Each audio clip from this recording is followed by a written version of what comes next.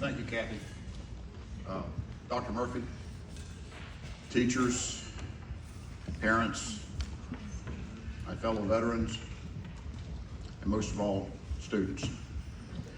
Let me ask, this is amazing.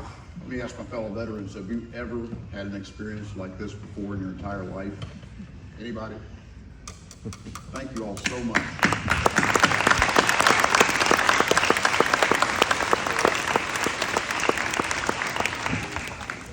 As we gather here today to recognize America's veterans, what I'd like to do over the next few minutes is invite you to walk with me through the history of Kentucky on a trail that is marked by the service and courage and sacrifice of Kentucky veterans.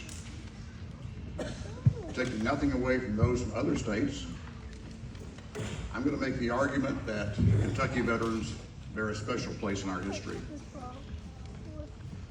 When through, I hope you'll agree with me on that, and that you'll better understand why we celebrate Veterans Day every year. Now, this story begins, of course, before Kentucky was a state, before the United States was a country. The days before the American Revolution, Kentucky was on the frontier. This is a period marked by constant warfare between settlers and Native Americans. In 1774, a man named Daniel Boone, you may have heard of him, was appointed as a captain in the Kentucky militia. He served in that role for years to come, including at the last battle of the American Revolution at Blue Licks in 1782. Thus started that tradition of Kentuckians serving in the military.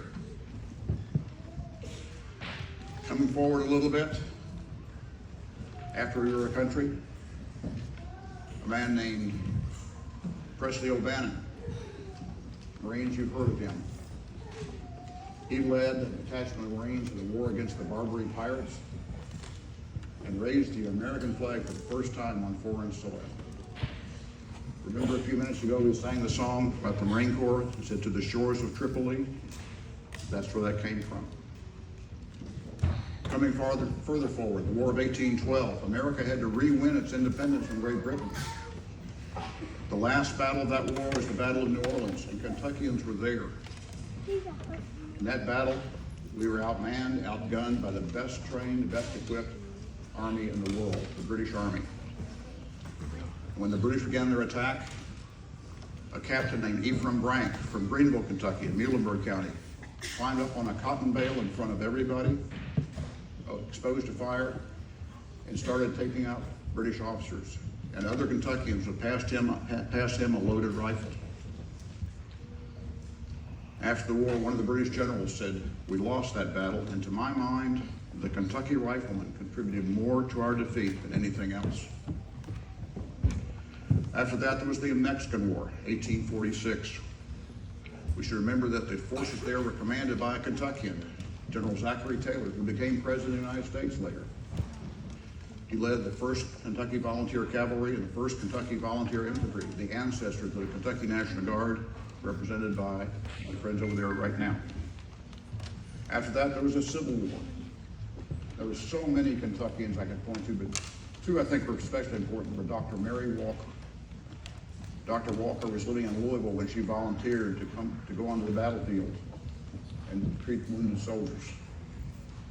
As a result of her service, she was awarded the Congressional Medal of Honor, the first woman and so far the only woman ever to win that medal. There was also Major General John Buford, who commanded the Union Cavalry Division at Gettysburg, probably the most important battle in the Civil War. It was he who recognized the ground and held it against vastly superior numbers, making possible the victory at Gettysburg, which meant our Union would endure and we would put an end to slavery. Coming further forward, World War I.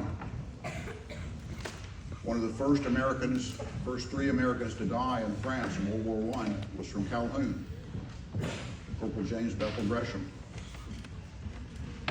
There were hundreds of men who came from Owensboro and Davis County to serve in World War I. And when they got home, we named a new city park for them. It was called American Legion Park. We know today only as Legion Park. Second World War, World War II, thousands of Kentuckians served. Soldiers like Private Robert Brooks from Harrisburg, he was a member of the Kentucky National Guard and lost his life in the Philippines. He was the first U.S. Army tanker killed in World War I, or World War II. The Marine main parade field of Fort Knox is named in his honor. Marine Private Franklin Sousley from Fleming County, as a 17-year-old Marine, was one of the 6 men who appear in that famous picture raising the flag on Mount Suribachi on Iwo Jima. Was killed a few weeks later. Hundreds of men from Winsboro and Davis County served in World War II, and after the war, a new building was put up to recognize their sacrifice. It still stands. It was originally called the Owensboro Memorial Sports Center. Now we just call it the Sports Center. The Korean War. Captain Bill Barber from Morgan County was awarded the Medal of Honor. Vietnam. People I remember. Lieutenant General Hal Moore, the movie We Were Soldiers Once, led the first large-scale battle.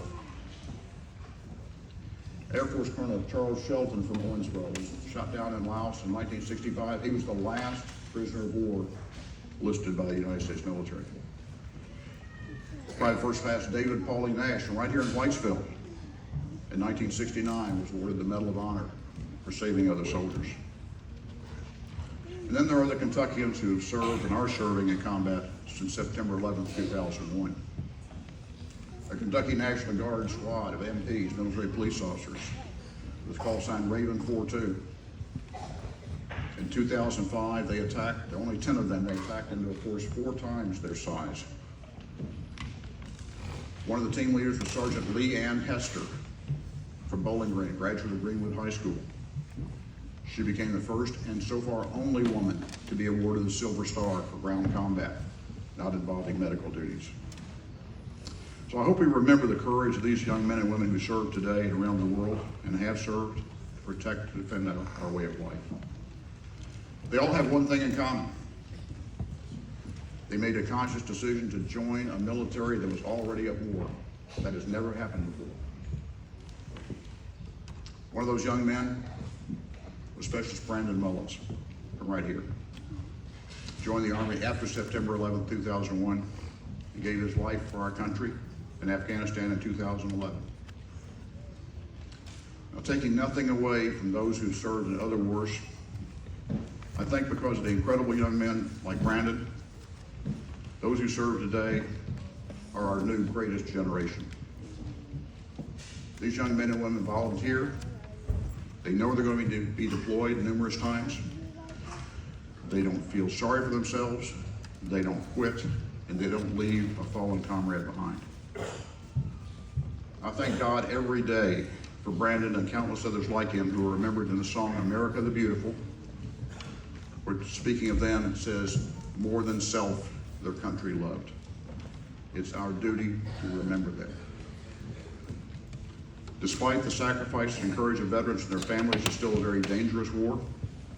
It'll take that same courage and sacrifice in the future. Veterans all have one thing in common. Whether they served in combat or not, regardless of the branch of service, it is that they put on the uniform and went where they were sent to serve this country.